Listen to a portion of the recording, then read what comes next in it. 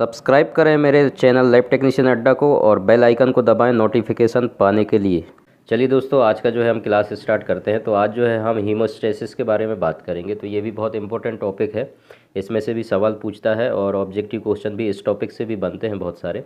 ठीक है, तो हीमोस्टेसिस जो है होता क्या है, इसकी डेफिनेशन की बात कर लेते हैं। तो haemostasis is the arrest of blood flow and control of haemorrhage from an injured blood vessels. ठीक है, तो बहुत सीधा सा सिंपल सा इसका डेफिनेशन होगा, परिभाषा होगा। तो जो भी हमारे जो है ब्लड वेसल्स में इंजरी होती है या कहीं पर भी हमें जब चोट लगता है तो उसमें से जब हमारा ब्लड जो है बाहर निकलता है तो उस ब्लड को जो है बहने से रोकना, ठीक है, या उसको जो है कंट्रोल करना, ठीक है, तो वो क्या कहलाता है, हीमोस्टेसिस कहलाता है। ठीक है, सिंपल सा जो है इसका डेफिनेशन आएगा। अब जो है ब्लड का जमना, तो ब्लड जो है जमता कैसे है, उसकी क्या क्या प्रोसेस है, ठीक है, कौन कौन से स्टेज होते हैं उसके, किस तरीके से उसका मैकेनिज्म होता है, तो उसके बारे में हम देखेंगे। तो सबसे पहला जो है देखते हैं mechanism of haemostasis. Mechanism of haemostasis में सबसे पहला जो है एक्स्ट्रा वेस्कुलर इफेक्ट आएगा। तीन के बारे में पढ़ेंगे, extra vascular effect, vascular effect और उसके बाद इंट्रावेस्कुलर। सबसे पहले देख लेते हैं extra vascular effect. Extra vascular effect जो है क्या होता है, नाम से स्पष्ट है, एक्स्ट्रा वेस्कुलर इफेक्ट मतलब वेस्कुलर से बाहर। ठीक है, जो भी इफेक्ट होगा वो एक्स्ट्रा वेस्कुलर होगा, और वेस्कुलर इफेक्ट में वेस्कुलर आएगा, उसके बाद इंट्रावेस्कुलर में अंदर का आएगा। ठीक है, ये इंट्रावेस्कुलर इफेक्ट हो जाएगा। ठीक, तो तीन जो है हम मैकेनिज्म इसमें देखते हैं। तो चलिए शुरू करते हैं। सबसे पहला जो है इंट्रावेस्कुलर इफेक्ट, इसमें physical, biochemical, tissue surrounding the injury site, ठीक है, जैसे कि मसल और स्किन। ठीक है, तो एक्स्ट्रावेस्कुलर में क्या आ जाएगा, ये फिजिकल होता है, ठीक है, बायोकेमिकल जो टिश्यू सराउंडिंग होगा, इंजरी जहाँ पर जो है इंजर्ड हुआ है, जहाँ पर चोट लगा हुआ है, चाहे वो मसल्स हो या स्किन हो, वहाँ पर जो है क्या होगा, टिश्यू का सराउंडिंग होना जो है ये ये किस में आ जाएगा, एक्स्ट्रावेस्कुलर में आ जाएगा। ठीक है, बाहर की प्रोसेस है ये। दूसरा हो जाएगा वेस्कुलर इफेक्ट। तो वेस्कुलर इफेक्ट में जो है दो होते हैं, वैसो कॉन्स्ट्रक्शंस और प्लेटलेट प्लग।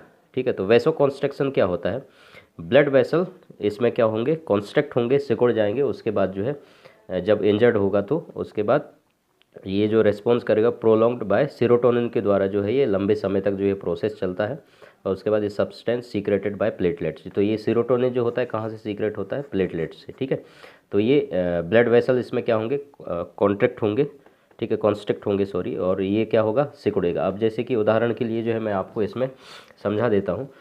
ये आपका जो है स्किन हो गया, ठीक है, और अंदर जो है आपके क्या है, ब्लड वेसल्स हैं इस तरीके से, है ना। जब ये इंजर्ड होगा आपका, कहीं पर भी ये घाव लगेगा, इधर मान लो के बाद ये चोट लगा, तो सबसे पहला एक्स्ट्रा वेस्कुलर में अपन ये देख लेते हैं कि ये आपका स्किन है या मसल्स है। ठीक है, तो ये क्या होंगे, सबसे पहले सिकुड़ेंगे, है ना।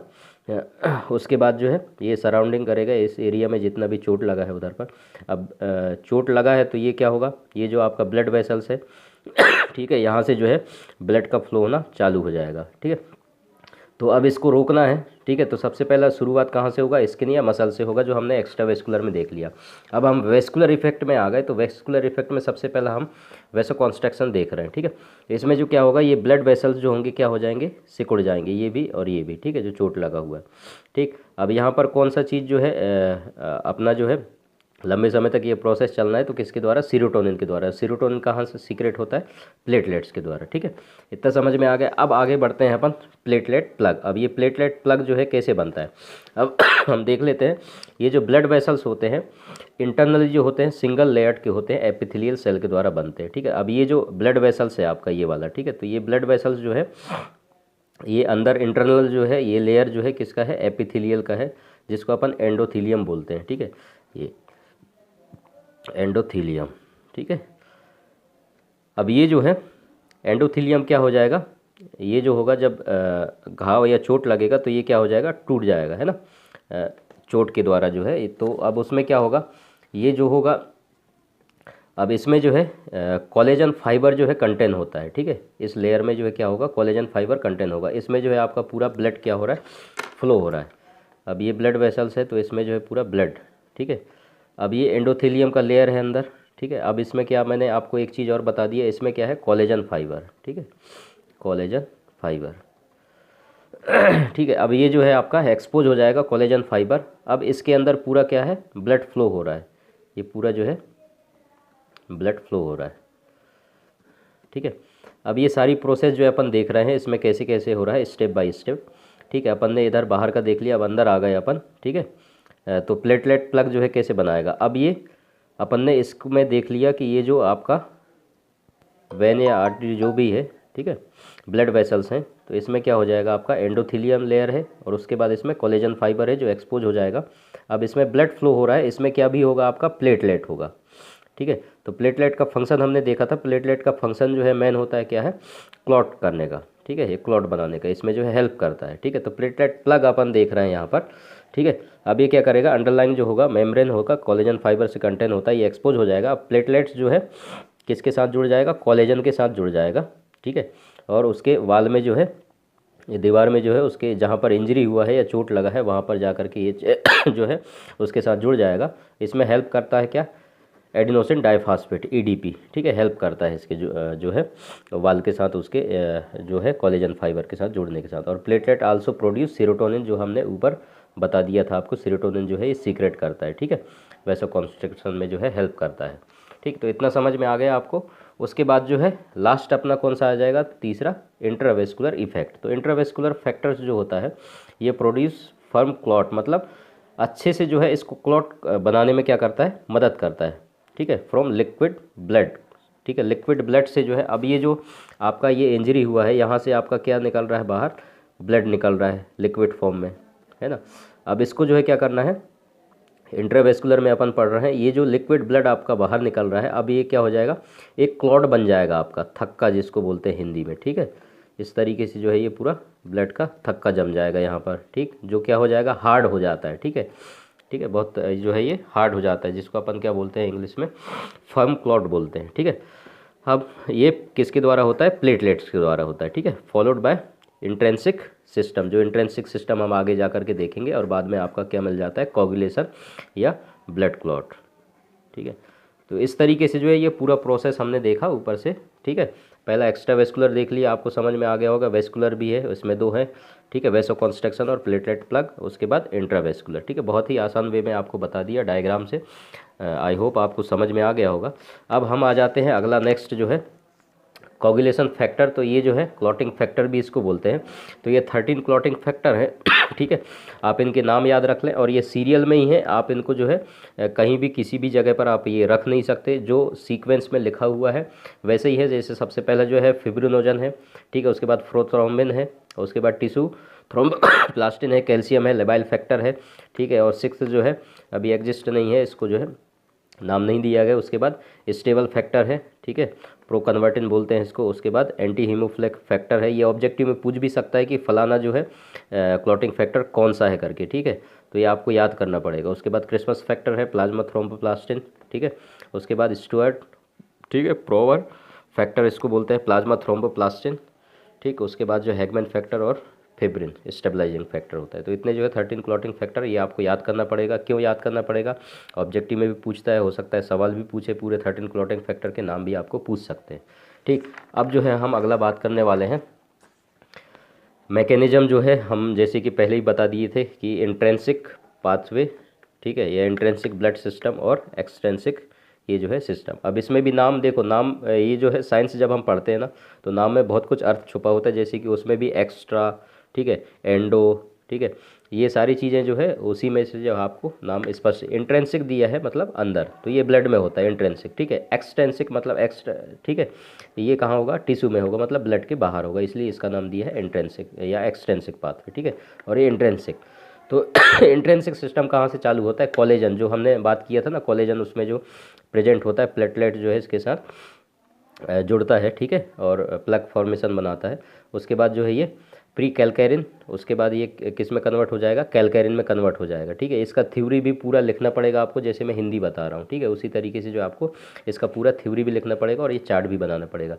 तो कोलेजन जो है किस में, प्री कैलकैरिन, और ये प्री कैलकैरिन किस में कन्वर्ट हो जाता है, कैलकैरिन में, ठीक है। अब ये आकर के जो है हाई मोलिकुलर वेट जो है काइनेनोजन में जो है, अब ये जो है किस में हेल्प करेगा, ये जो आपका 12 जो ये इनएक्टिव फॉर्म में है, ठीक है। अभी ये क्या है, ब्लड जब अंदर जो रहता है, जब ब्लड फ्लो होता है हमारे आर्टरी या वेन में जो है, तो ये क्या होता है, इनएक्टिव फॉर्म में होता है, ठीक है, क्योंकि क्लॉट बनाने का कोई रीज़न ही नहीं है अंदर, ठीक है, क्योंकि हमारा नेचुरल एंटीकोगुलेंट जो है हेपेरिन होता है, ठीक है, तो इसको ज़रूरत है नहीं, तो ये इनएक्टिव फॉर्म में होता है। अब ये क्या हो जाएगा, एक्टिव फॉर्म में हो जाएगा कन्वर्ट, ठीक है। अब जब ये एक्टिव फॉर्म में कन्वर्ट हो गया, फिर ये 11 को जो है ये भी इनएक्टिव फॉर्म में है, इसको एक्टिव फॉर्म में कन्वर्ट कर देगा, और हेल्प कौन कर रहा है, ये 12 पे, ठीक है। अब उसके बाद हम इधर आ जाते हैं, ये 9th जो है ये भी एक्टिव हो जाएगा, ठीक है, तो इसीलिए 9th ए दी दिया इसमें, ठीक। अब इसमें हेल्प कौन करता है, कैल्शियम हेल्प करता है, ठीक है। अब उसके बाद जो है आगे आ जाते हैं, ये 8th है। अब ये 8th जो है किस में कन्वर्ट हो जाएगा, ठीक है, 8th ए में ये एक्टिवेट हो जाएगा। अब इसमें कौन कौन हेल्प करते हैं, फास्फोलिपिड, और इसमें भी कैल्शियम है, ठीक है।